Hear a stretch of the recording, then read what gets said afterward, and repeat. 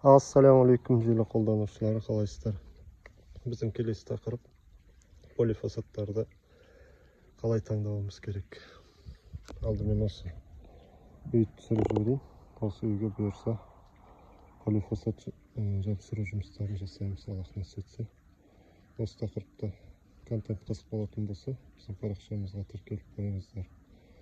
Алдағы уақытта үтір нүктесіне дейін барлығын түсіріп отыруға әрекет етеміз.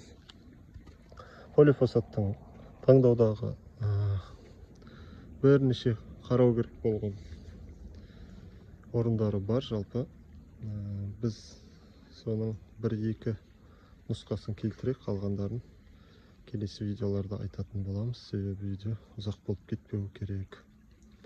Алдымен ең бірінші өзім мән берген нәрсем ол полифосфаттың кішілігі, разын өлшемі де, яғни мынау кішкентай полифосфат, көп болса 2,5-3 килограмм, одан да азғантай плюс-минус ойнамаса, молмен жұмыс жасау өте удобно. Бір қолмен ұстайсыздар, пена клейін, кафель клейін арқайын жағасыздар да қабырғаға жабыстыра бересіздер.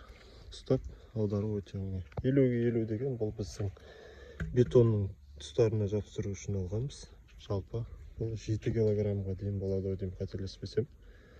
Бұл жоғарыға бөліктеріне келген кезде көтеріп, оны жабыстырып, кішкене қолайсыздықтар туындауы мүмкін. Екінші мән берген нәрсем, YouTube'да қолыңнан келеді деген арна бар. Яғни осы полифосфаттарды жапсырумен айналысады және оны контент қылып видеоға түсіреді екен. Сол көбіне осындай полифосфаттармен жұмыс жасайды екен. Басынан осыны жапсыру қолға алғаннан кейін YouTube ақтарып қарап, осындай жапсырып отқандарын көрген кезде, именно осы полифосфаттарды жапсыруды оңай көріп қалдым өзім.